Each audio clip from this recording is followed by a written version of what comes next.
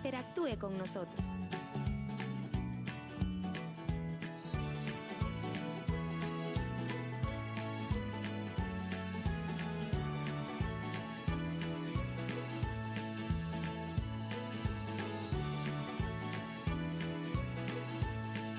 Altavisión, televisión de altura.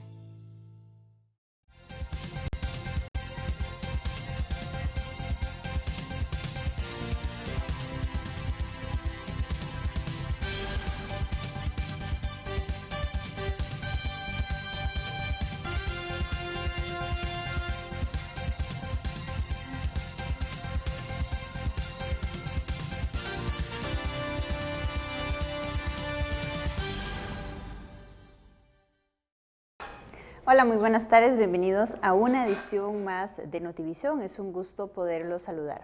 Vamos a iniciar de inmediato con el detalle de las informaciones, ya que hoy fue uno de los días donde se presentaron mayores casos de COVID-19 en nuestro país, con 1.002. Vamos a ver de inmediato los datos generales, porque en total ya serían 36.307 las personas de nuestro país con casos confirmados de COVID-19. De los 1.002 que se presentaron el día de hoy, 800 se realizaron por PCR y 202 por nexo epidemiológico. De este total de 36.307, 22.604 se encuentran activos, 748 se suman el día de hoy. Por su parte, los recuperados llegan a 13.317, 244 más que el día de ayer. Los fallecidos serían 386, se suman 10 lamentables fallecimientos. Del total de fallecidos, 237 son hombres y 149 son mujeres.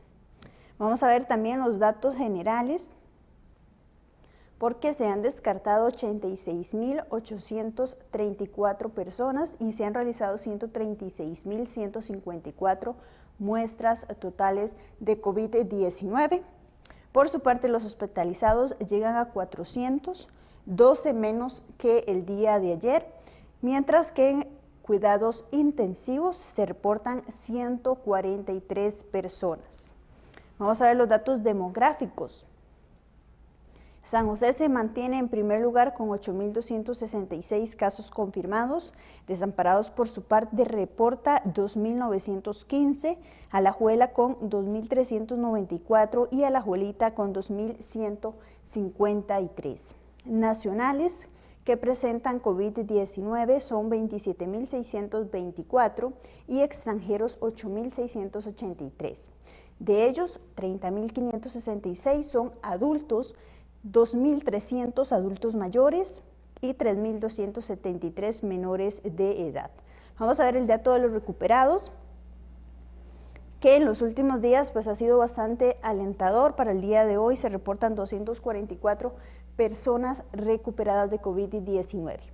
Del total de estas personas, 6.042 son mujeres, 7.275 son hombres, 10.996 son adultos, 703 adultos mayores y 1.548 menores de edad.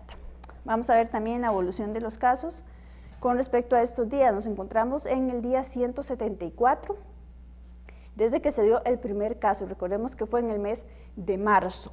Por su parte, el promedio de recuperados por día es de 84 y el promedio de casos que se están presentando día con día es de 204. Vamos a ver también los 9 cantones de nuestra región, cómo han evolucionado en estos últimos días. En total se confirman 3.880 activos, 2.598 recuperados. Por su parte, llegan a 1.230 y 52 lamentables fallecimientos. Vamos a ver por aquí los datos. Mora presenta 216 casos confirmados, Acosta con 193, Desamparados con 2.915, Cartago con 419, El Guarco con 111, León Cortés con 10, Tarrazú con 11 y el cantón de Dota con 5 casos confirmados de COVID-19.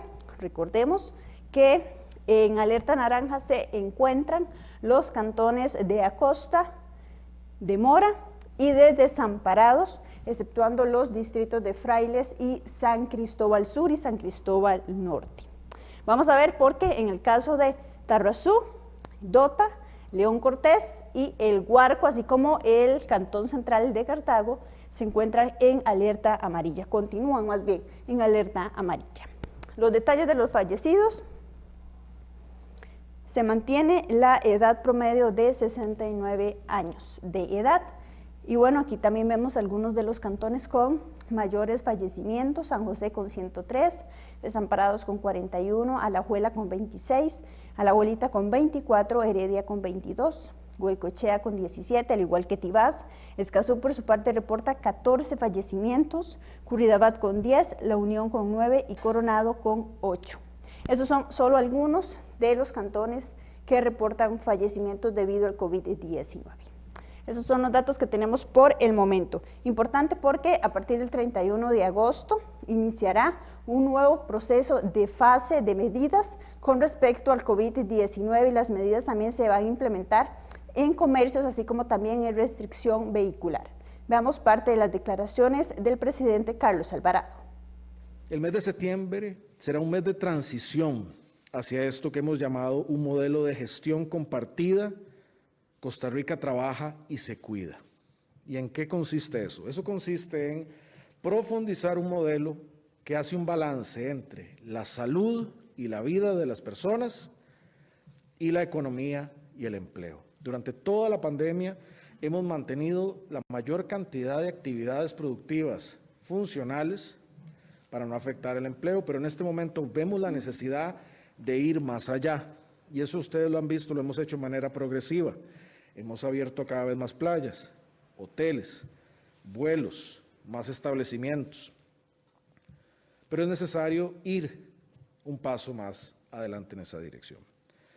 Es así como en el mes de septiembre tendremos una etapa de transición que la explicará con mayor detalle don Sigifredo, pero a partir del 31 de agosto y hasta el 8 de septiembre tendremos esta fase de transición que será un periodo de ajuste, donde aplicarán una serie de medidas. Bueno, y como lo mencionaba el presidente de la República, Carlos Alvarado, va a haber una fase de transición y también de apertura controlada. ¿A qué se refiere con eso? Bueno, a partir del próximo lunes 31 de agosto al martes 8 de septiembre, se realizará la fase de transición, que es un proceso en el cual se va a tener algunos cierres de establecimiento con permiso sanitario de funcionamiento y atención en público. Claro, esto va a aplicar solamente para los cantones que se encuentren en alerta naranja, salvo listas de excepciones. Y en los cantones con alerta amarilla, los establecimientos podrán funcionar de manera regular. Entonces, esta fase de transición y apertura controlada, en el caso de la de transición, va a ser aplicada solamente para cantones con alerta naranja. Ahora sí, a partir del miércoles 9 de septiembre y hasta el 30 de septiembre se dará la fase, por así decirlo, de apertura controlada.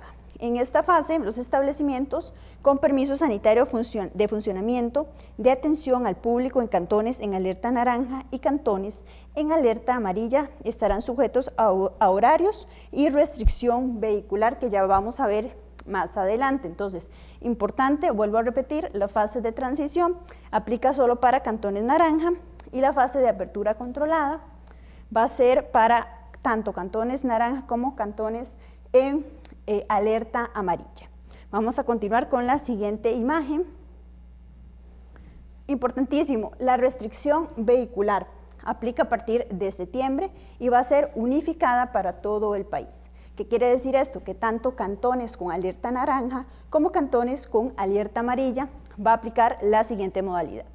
Por ejemplo, de lunes a viernes se podrá circular de 5 de la mañana a 10 de la noche. Y los sábados y domingos se va a poder circular de 5 de la mañana a 8 de la noche. Ahora, muy bien, vamos a ver cuáles circulan y cuáles no. Esto es importante porque esto es salvo las listas de excepciones que se mantienen como las conocemos actualmente. Entonces, el lunes no circulan aquellos vehículos cuyas placas terminen en 1 y 2, martes cuyas placas terminen en 3 y 4, miércoles 5 y 6, jueves 7 y 8, viernes cuyas placas terminen en 9 y 0, sábados no circulan las placas pares y domingo no circulan las placas impares. Esto es más o menos cómo se viene trabajando en este momento. Se suspende temporalmente la restricción vehicular diferenciada en las zonas fronterizas de todo el país. O sea, se regirán por una sola restricción vehicular sanitaria. Importante, si usted tiene alguna duda, puede también buscar en presidencia.go.cr /inclinado/alertas. Ahí usted también puede verificar con más detalle cómo va a ser esa restricción en todo el país. Continuamos con la siguiente imagen.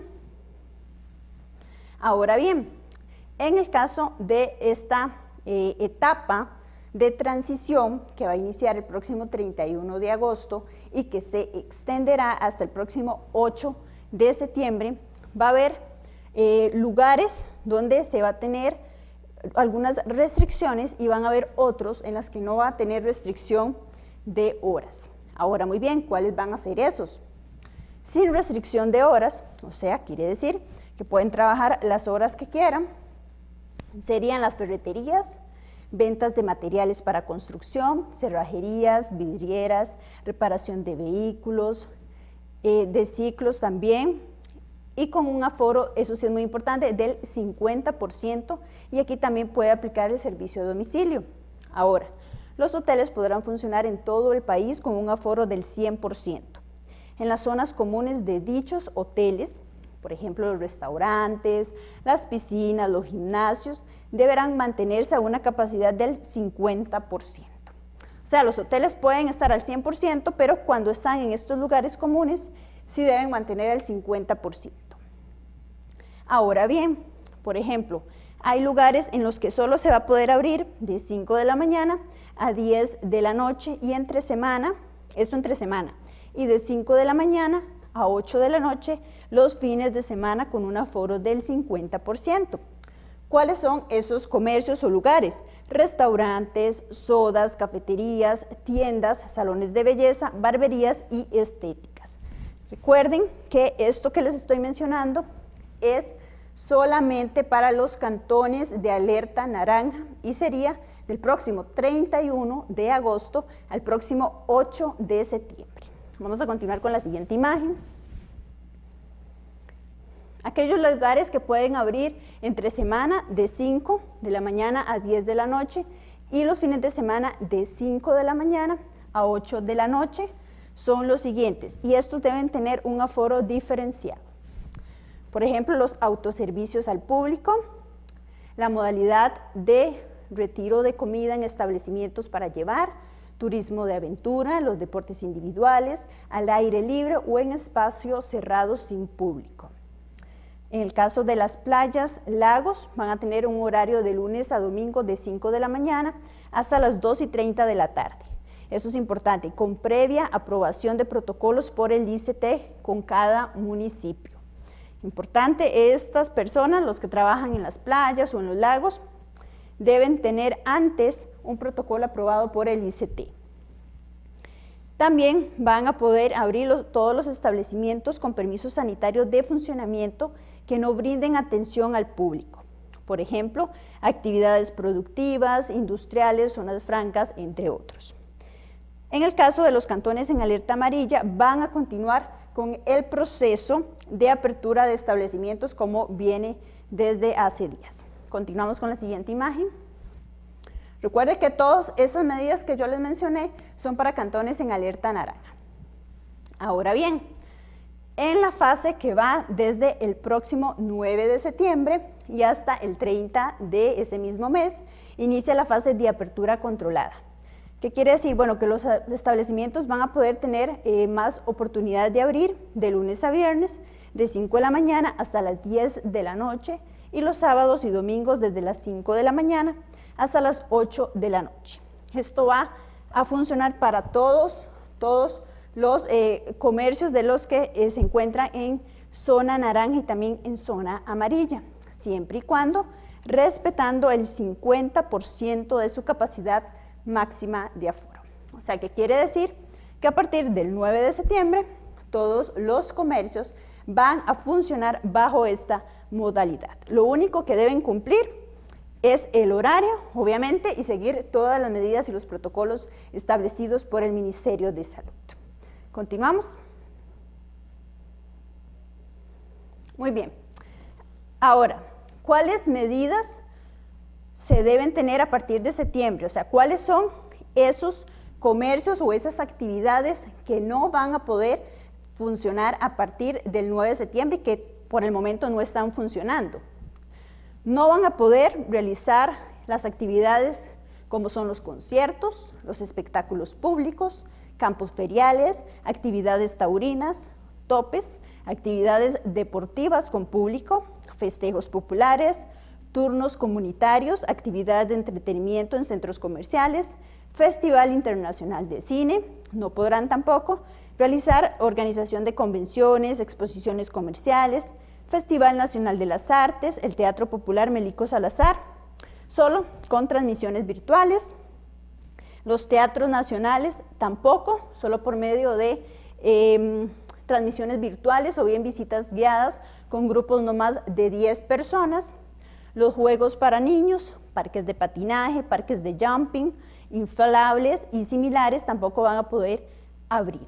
Por su parte, los parques de diversiones tampoco, el Parque Viva, salvo las carreras automovilísticas sin espectadores y el autocine. No pueden abrir los bares, ni las discotecas, ni los clubes nocturnos, balnearios, actividades y procesiones religiosas tampoco pueden realizarse, ni las actividades de juegos de azar y apuestas como casinos y bingos. Repito, todas estas actividades que les acabo de mencionar no tienen permiso de realizarse en el mes de septiembre. Importante tomar en cuenta todas estas recomendaciones y seguir, por supuesto, todas las medidas de higiene y de seguridad que nos han dado durante todos estos días el Ministerio de Salud. Muy bien, creo que ahí estamos con todas estas medidas. Ahora importante porque durante la conferencia de prensa también se habló de un modelo específico que está realizando el Gobierno de la República con las municipalidades y diferentes entes para poder controlar el avance de la pandemia, pero desde el nivel local, desde los cantones. ¿De qué se trata? Veamos. Costa Rica trabaja y se cuida, que estamos orientando un proceso de trabajo conjunto entre el gobierno y las municipalidades para trabajar un modelo cantonal que nos permita disminuir el impacto del COVID-19 en los territorios y poder lograr de manera paulatina esa reactivación de la actividad económica que de una u otra forma tanto estamos necesitando. Este modelo es capaz o busca la posibilidad de enlazar los esfuerzos en los territorios para poder mejorar las medidas sanitarias, para poder disminuir el impacto en la salud del contagio del COVID-19, poder disminuir el impacto económico que ha generado la atención de esta emergencia sanitaria y poder disminuir, obviamente, el impacto social, mediante una participación activa tanto de gobiernos locales, de municipalidades, de empresas privadas, de comunidades en conjunto con las instituciones del Estado. El accionar preventivo que buscamos desarrollar en los cantones tiene como efecto una mayor apertura económica, sin descuidar, como mencionó el señor presidente, un estricto cumplimiento de los protocolos sanitarios que nos permitan poder trabajar y medir ese cumplimiento y en caso de que no se dé el cumplimiento de estos protocolos, pues obviamente la necesidad de poder aplicar las medidas un poco más fuertes que busquen el objetivo primario, que es el de disminuir la transmisión del virus en cada uno de los territorios a nivel nacional.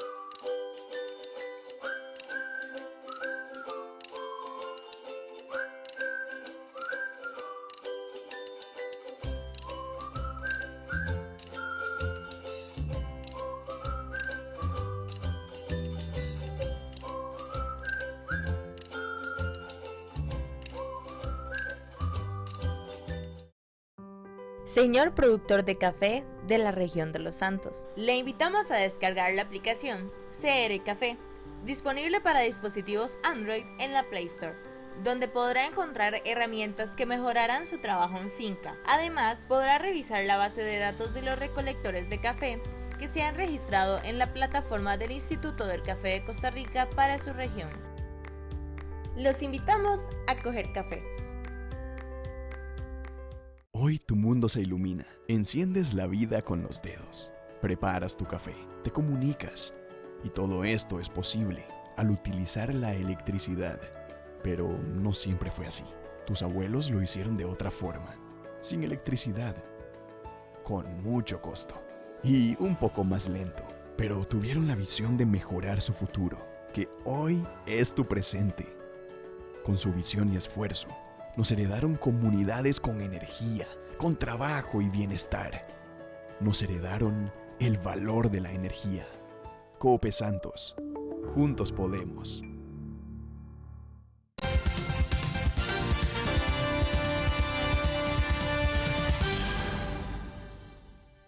Continuamos con más información y hoy en nuestra entrevista de fondo vamos a conversar sobre un tema muy interesante y un padecimiento que también se da muchísimo en nuestro país. Se trata de los infartos y cómo podemos prevenirlos. Precisamente para hablar sobre este tema se encuentra con nosotros vía virtual el doctor Francisco Cruz, a quien le damos la bienvenida. Muy buenas tardes, doctor. Muy buenas tardes, tengan todos ustedes. Un placer estar con ustedes. Quisiera poderlos saludar saludarlos por medio del Centro Médico Terranova y estamos para servirles. Muchas gracias, doctor. Iniciemos conversando qué son los infartos y por qué se dan. Muy bien, el término infarto básicamente lo que implica es muerte de un tejido. Entonces el término infarto, infarto agudo del miocardio, que es la palabra correcta, digamos, es la muerte del tejido muscular cardíaco. Esta muerte de este tejido muscular se da por medio de que hay una obstrucción en una arteria del corazón, en las arterias coronarias. Y esta obstrucción principalmente es causada por una placa o una acumulación de grasa a nivel de las arterias. Esta acumulación de grasa se rompe en las arterias, esta placa, hay ruptura de la placa y esto genera un trombo o un coágulo a nivel de la arteria que impide que la sangre sea llevada al músculo cardíaco, ¿verdad? Y produce el infarto como tal. ¿Por qué se da, doctor, toda esta situación que usted nos mencionaba? Muchas veces se habla de la alimentación, pero también puede ser algo genético, una persona que ya esté predispuesta a sufrir un infarto. Sí, exactamente, ¿verdad? Lo que causa el infarto, ¿verdad? Es una causa multifactorial. Entonces vemos que hay muchos factores de riesgo que ya conocemos como los factores de riesgo tradicionales, ¿verdad? El tabaquismo, las personas que fuman, personas sedentarias que no hacen ejercicio, ¿verdad? Personas con mala alimentación, ¿verdad? Mala dieta, una dieta alta en carbohidratos, alta en grasas, ¿verdad? Con pocas verduras y vegetales. Y pacientes también diabéticos, hipertensos, ¿verdad? Todos esos son factores de riesgo tradicionales, diabéticos, hipertensos, colesterol alto, ¿verdad? Todos estos factores influyen en la génesis o en la provocación de un infarto, ¿verdad? Y con lo que mencionaba de la carga genética, ¿verdad? Esto es importante porque también hemos visto pacientes que se cuidan, que hacen ejercicio, ¿verdad? El caso de futbolistas, ¿verdad? El caso de Iker Casillas, ¿verdad? Un paciente sano que se cuida y tuvo un infarto, ¿verdad? Entonces ahí vemos donde también juegan otros factores importantes como la genética, ¿verdad? Entonces siempre se les recomienda a todos los pacientes que en la familia, ¿verdad? O llámese hermanos, padre, madre, ¿verdad? Que hayan tenido infartos, ¿verdad? Siempre hacerse un chequeo, ¿verdad? Porque ahí tiene un papel importante la carga genética. Doctor, hemos visto casos en los que son infartos, como lo llamamos, fulminantes, o sea, que la persona muere de una vez, y otros que no, que más bien hay personas que sufren hasta varios mini infartos o infartos y continúan con vida. ¿A qué se debe esto? Sí, bueno, eso es verdad, secundario al grado de obstrucción de las arterias, ¿verdad? ¿Cuál arteria es la que está implicada?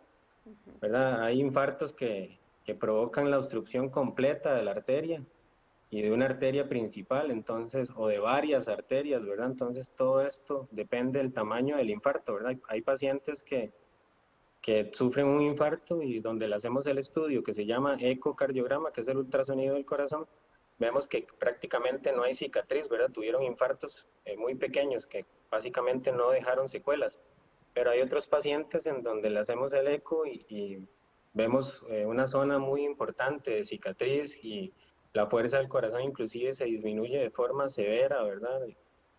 Y esos son los que pues más síntomas van a tener, síntomas de falla cardíaca, falta de aire, ¿verdad?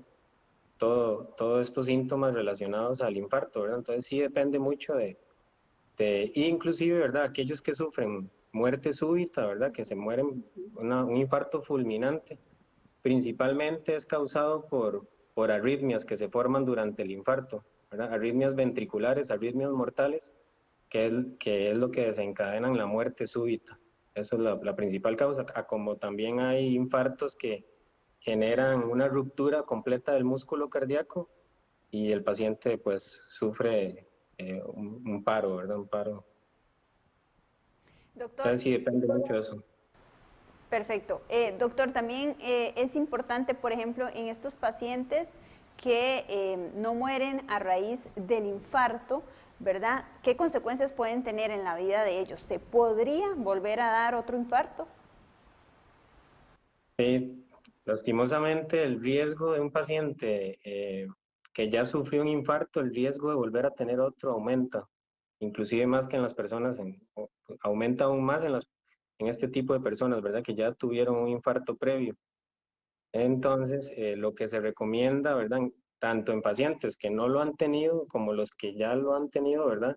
Es la prevención, ¿verdad? Entonces, todo paciente que ha tenido un infarto debe cuidarse más aún los niveles de colesterol, debe cuidarse más con la parte de la dieta, ¿verdad? Inclusive hay un estudio reciente que me llamó bastante la atención en donde se vio que los pacientes que se brincaban el desayuno, ¿verdad? Les aumentaba el riesgo cardiovascular. Entonces, importante hacer al menos 3 tiempos de comida, no brincarse el desayuno, comer saludablemente.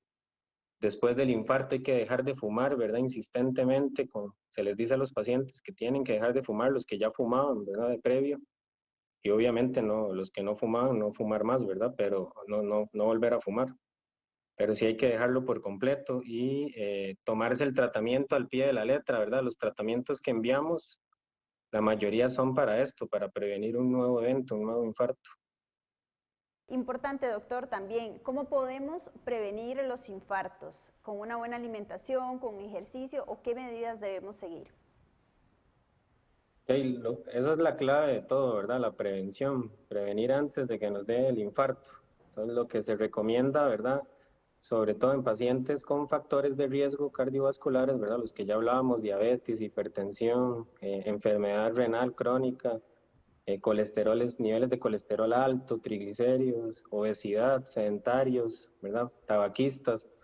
Esos pacientes lo que se recomienda es que pues consulten a un cardiólogo, ¿verdad? Y que se sometan a algunos estudios que nosotros hacemos para detectar ese riesgo, ¿verdad? De infarto. Ahora, siempre es importante los estilos de vida saludables, ¿verdad? La dieta, el ejercicio, eh, tomarse el tratamiento, ¿verdad? Obviamente, si son pacientes diabéticos e hipertensos, pues deben estar bien controlados con la presión, con los niveles de azúcar, con los niveles de colesterol, ¿verdad? Tomarse el tratamiento al pie de la letra porque los pacientes de más riesgo son estos pacientes mal controlados, ¿verdad? De sus patologías de fondo. Es importante eso, principalmente, y el ejercicio, ¿verdad? Es muy importante. Se recomienda al menos 5 veces por semana, unos 30 minutos a 1 hora diaria, ¿verdad? De ejercicio. Es lo recomendado. ¿Qué síntomas puede tener una persona cuando está sufriendo un infarto, doctor? ¿Varía dependiendo de la persona o hay algunos que nos puede dar el indicio de que podemos estar sufriendo un infarto? Claro, aquí la clave es detectar antes de que nos dé el infarto, ¿verdad? Entonces, en muchos pacientes el infarto avisa, ¿verdad? El infarto provoca, antes de que dé el infarto, ¿verdad? Empieza a provocar algunos síntomas que son los que tenemos que detectar. El síntoma principal, el síntoma pivote es dolor torácico. Un dolor torácico, los pacientes lo describen como una apretazón en el pecho. De hecho, se llevan la mano aquí al pecho y describen que sienten como si tuvieran ahí un elefante encima apretándoles, ¿verdad? Es un dolor difuso, es retroesternal, o sea que está en todo el pecho. Algunos pacientes refieren que se va más del lado izquierdo, pero en general es muy mal localizado, es difuso en todo el pecho. El dolor se puede ir a la mandíbula, al cuello, ¿verdad? Cuello, mandíbula, brazos y espalda inclusive. Ese es el dolor como típico y pivote. Y cuando empieza a avisar es cuando hacemos el esfuerzo físico. Principalmente empezamos a caminar, a subir una cuesta y empezamos a sentir esa molestia. Paramos de hacer eso, lo que estábamos haciendo, y el dolor empieza a aliviar o la molestia en el pecho empieza a aliviar. Entonces, ese es el primer síntoma como de aviso. Eso se llama angina. Angina estable en ese caso, ¿verdad? Entonces, todavía no ha provocado un infarto y es ahí donde debemos recurrir pronto con un especialista en cardiología, ¿verdad? Y pues ya cuando da el infarto, pues este dolor no alivia con el reposo, se mantiene por 15, 20 minutos, inclusive más, y es ahí donde hay que acudir de forma urgente a los servicios de emergencia, ¿verdad? Otros síntomas que ellos asocian es, aparte de esta molestia en el pecho, es sudoración fría, falta de aire, palidez, náuseas, vómitos, pueden tener este tipo de síntomas y pueden sentir palpitaciones, algunos pacientes sufren desmayos, ¿verdad? Entonces también. Y hay un grupo de pacientes que es más pequeño por dicha, pero que provocan síntomas que llamamos atípicos, que no son los síntomas frecuentes. Estos síntomas atípicos son principalmente pacientes que manifiestan un dolor diferente, no este dolor apretado, retroesternal, ¿verdad? Sino más bien punzadas en el pecho, que no es lo típico, ardor en la boca del estómago, ardor en el pecho, ¿verdad? Tampoco es lo típico, pero hay un grupo de pacientes que pueden manifestar estos síntomas atípicos. Un dolor de espalda principalmente y no de pecho, ¿verdad? Entonces, ¿en cuáles pacientes estos síntomas atípicos son frecuentes? En los adultos mayores, diabéticos, personas diabéticas y en las mujeres. Entonces, recordar nada más que no todo infarto es como de libro, ¿verdad? Hay síntomas también atípicos. Doctor, ¿se presenta más entonces en las personas adultas o adultos mayores? ¿O cómo ha sido el nivel dependiendo de la edad de la persona? ¿En qué edades se presenta más? Sí, principalmente lo vemos en adultos mayores, ¿verdad? Por arriba de 65 años es donde la incidencia aumenta de pacientes con infarto. Pero lo hemos visto en personas jóvenes, es menos frecuente, pero sí se puede ver, ¿verdad? Es menos frecuente, pero sí se puede ver en personas jóvenes. Y lo principal es detectar esos síntomas, ¿verdad? Porque se manifiestan con los síntomas similares. Lo que pasa es que se sospecha siempre más en adultos mayores cuando vienen con estos síntomas que en gente joven. Sin embargo, siempre paciente con dolor torácico debe asistir a una consulta médica, hacerse al menos un electrocardiograma y en algunos pacientes en emergencias les hacen un examen que se llama enzimas cardíacas, que es en sangre, y es para detectar si hubo muerte del músculo cardíaco. En el caso que la persona no haya sufrido el infarto, pero sí tenga alguno de estos síntomas que usted mencionaba, ¿cuáles son los exámenes que realizan? Bueno, usted ya mencionaba el electrocardiograma y también lo que era el ultrasonido de corazón. ¿Qué otros realizan?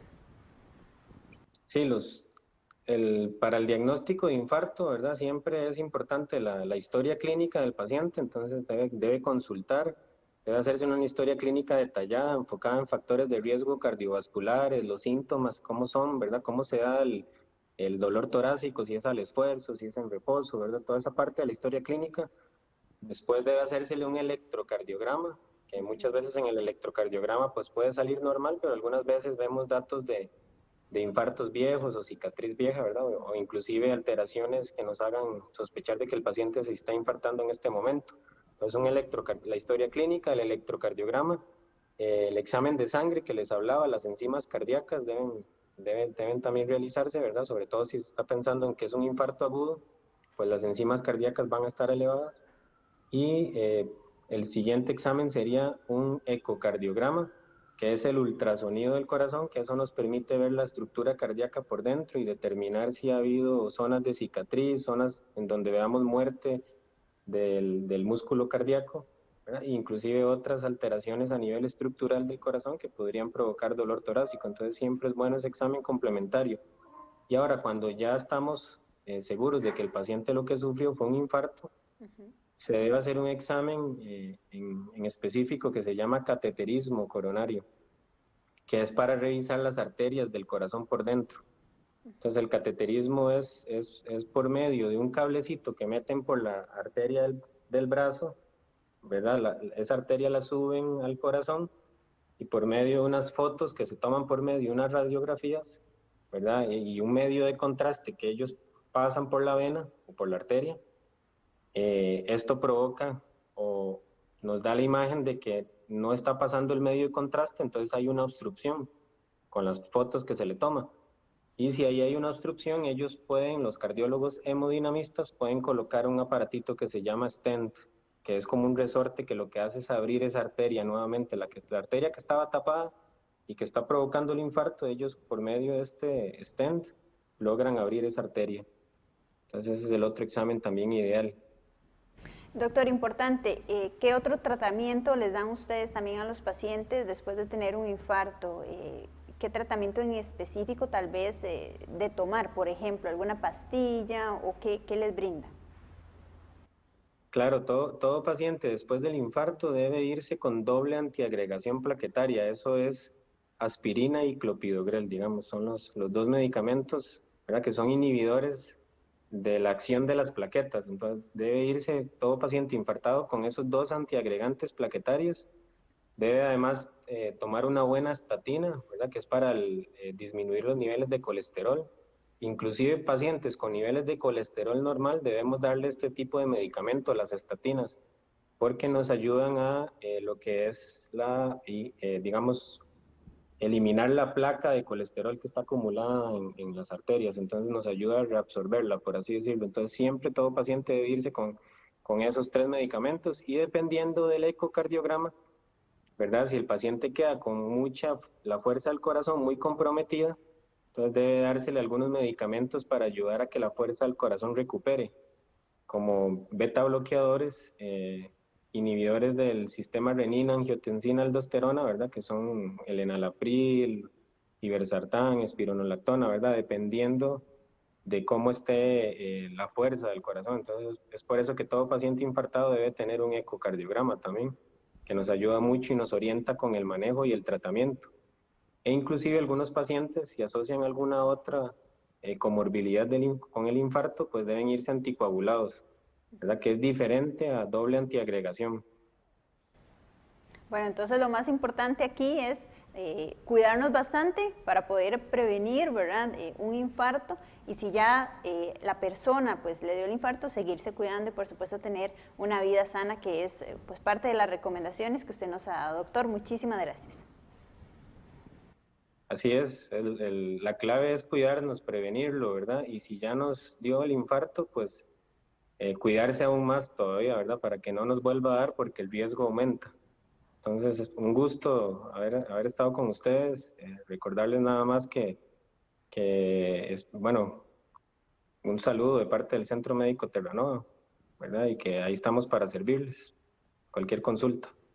Muy amable, doctor.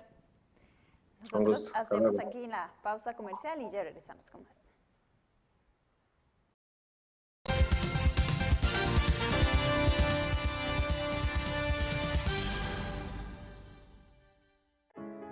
Venía con 4 yuntas de olla a entregar café. Era pequeñita, cooperota. Con el tiempo sentimos la ventaja de ser parte de la COPE, el financiamiento, la asesoría. Nos conocemos hace mucho tiempo. En la COPE saben lo que uno necesita para la finca y lo tienen a buen precio. En la COPE nos llevan el producto al lugar donde lo pedimos.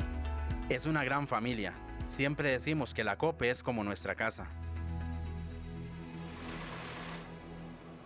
El ICAFE hace oficial el lanzamiento de la cédula cafetalera. Este documento viene a identificar y representar al productor de café de Costa Rica. El documento permitirá el acceso al CR Café, además del registro a la nómina de productor. También podrá llevar el control de entrega en las firmas beneficiadoras, así como la implementación de los nuevos mecanismos de comercialización que se implementarán con motivo de la reforma a la ley número 2762. Para más información, comuníquese con la regional del ICAFE más cercana. Hoy tu mundo se ilumina. Enciendes la vida con los dedos. Preparas tu café, te comunicas. Y todo esto es posible al utilizar la electricidad. Pero no siempre fue así. Tus abuelos lo hicieron de otra forma. Sin electricidad. Con mucho costo. Y un poco más lento. Pero tuvieron la visión de mejorar su futuro, que hoy es tu presente. Con su visión y esfuerzo, nos heredaron comunidades con energía, con trabajo y bienestar. Nos heredaron el valor de la energía. COPE Santos. Juntos podemos.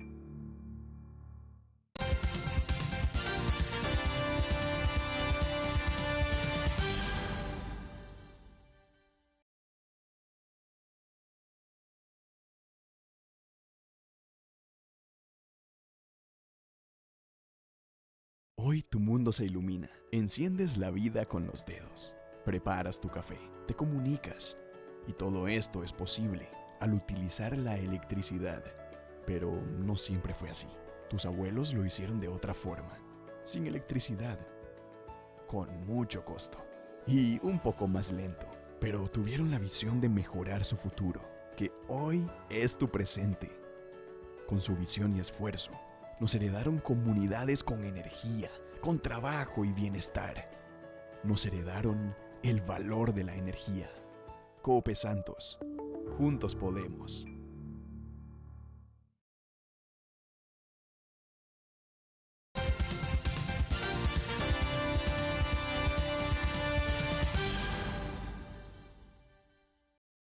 Continuamos con más información.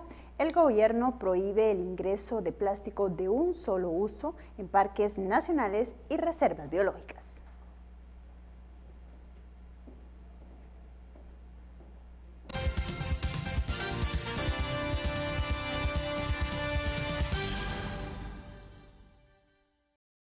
Caficultores.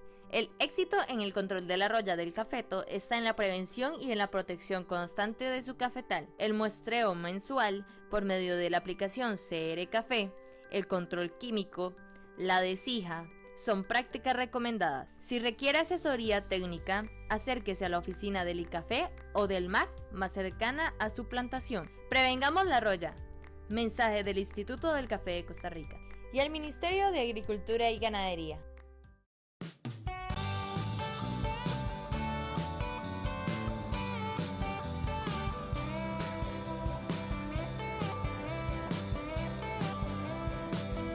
Hola, ¿qué tal? Durante la pandemia, ¿has sentido que las noticias aparecen y desaparecen sin rastro alguno? Este fenómeno se conoce como infodemia. La infodemia se entiende como una cantidad excesiva de información que dificulta encontrar fuentes y orientación confiables.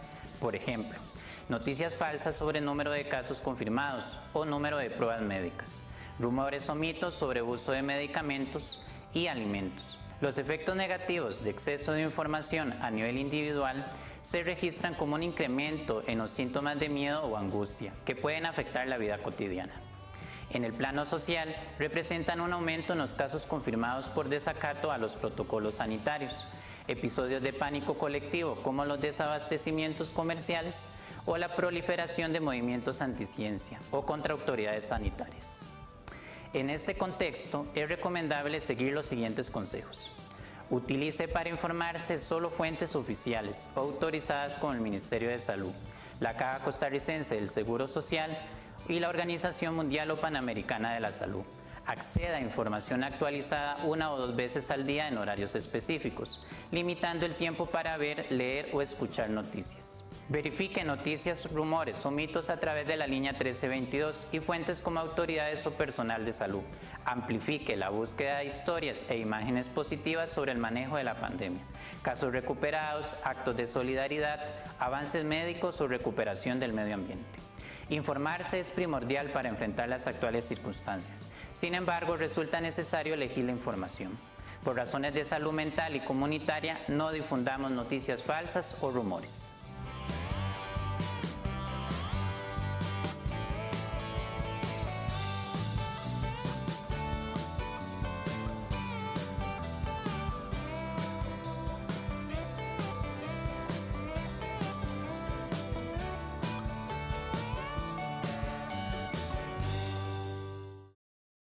Vamos ahora al campo internacional. Clases por televisión, esa es la alternativa que de momento ofrece las autoridades mexicanas a unos 30 millones de alumnos que no pueden asistir a la escuela.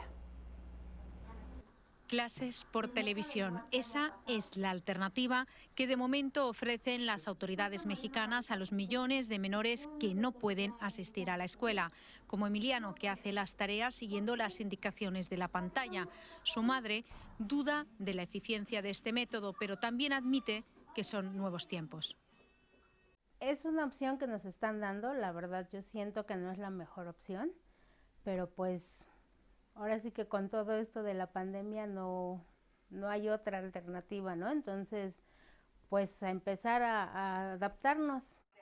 Esta iniciativa, pionera en México, ha logrado poner de acuerdo a 4 de las emisoras privadas de televisión más importantes del país. Unos 30 millones de estudiantes de escuelas públicas se beneficiarán de este proyecto para no perder sus años de escolaridad. En todo el país estamos regresando a clases en educación básica y en educación media superior. Persisten las dudas sobre si dotará de la formación necesaria a los menores. Este argumento, además de los padres, lo sostiene también la Red de los Derechos del Niño de México. Lo califica de insuficiente.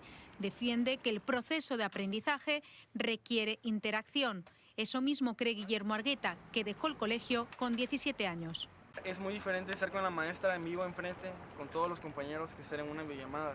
Hay veces que el internet como se satura, tanto que están conectados en la casa y se traba eso y no entiendes. Hay padres que pueden permitirse pagar una profesora extra que apuntale esos conocimientos, pero no está al alcance de la mayoría. La realidad es que muchos empleos son informales en México, lo que implica que esos padres no puedan trabajar a distancia y se llevan a sus hijos consigo. Pues ya hay muchos que se dieron de baja, ya hay muchas bajas, bajó mucho la matrícula. Guillermo Argueta relata los inconvenientes que supone el coste extra para quienes no tienen acceso a Internet ni tecnologías en casa. Hay familias que no pueden afrontar esos gastos. Me daban 30 en la escuela diarios y ahora me tienen que dar 50, 60, pues del doble de gasto.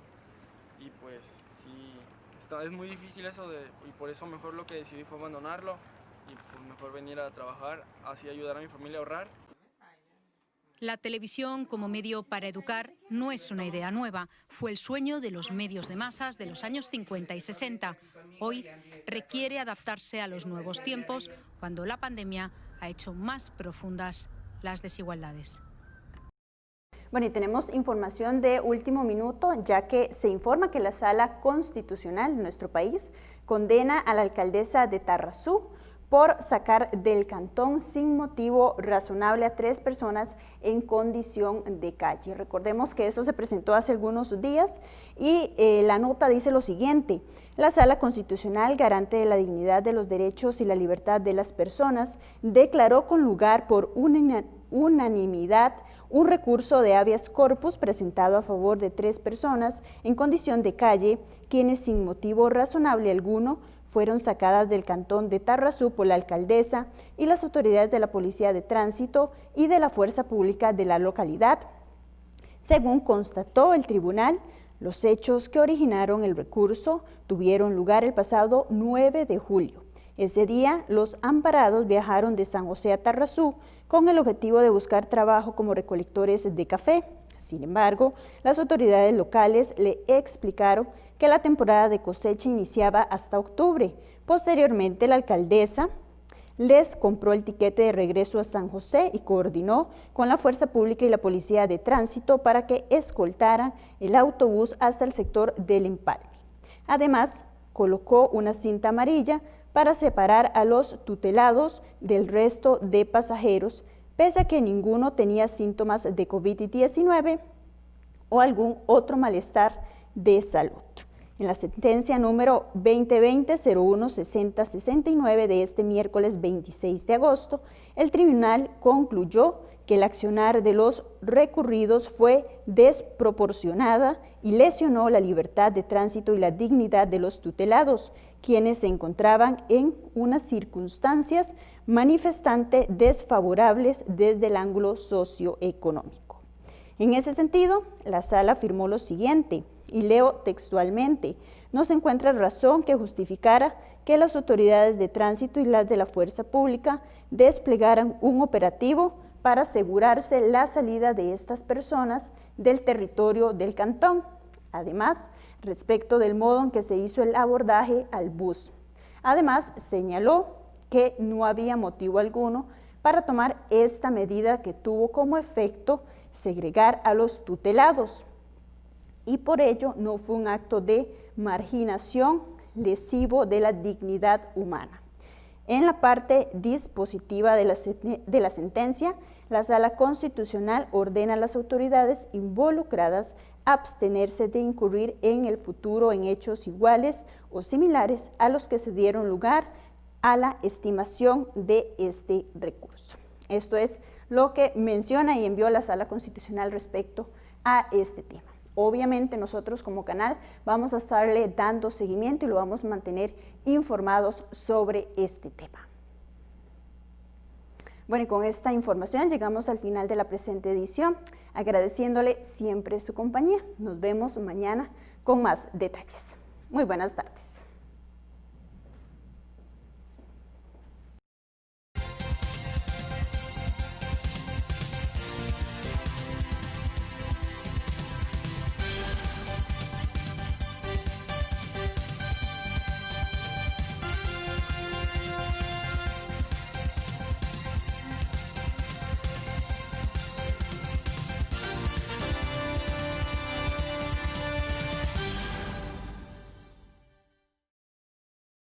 Canal Alta Visión está en Facebook. También en Twitter. Suscríbase a nuestro canal de YouTube. Transmitimos en Facebook Live. Escríbanos a nuestro WhatsApp. Reviva todas nuestras producciones. E interactúe con nosotros.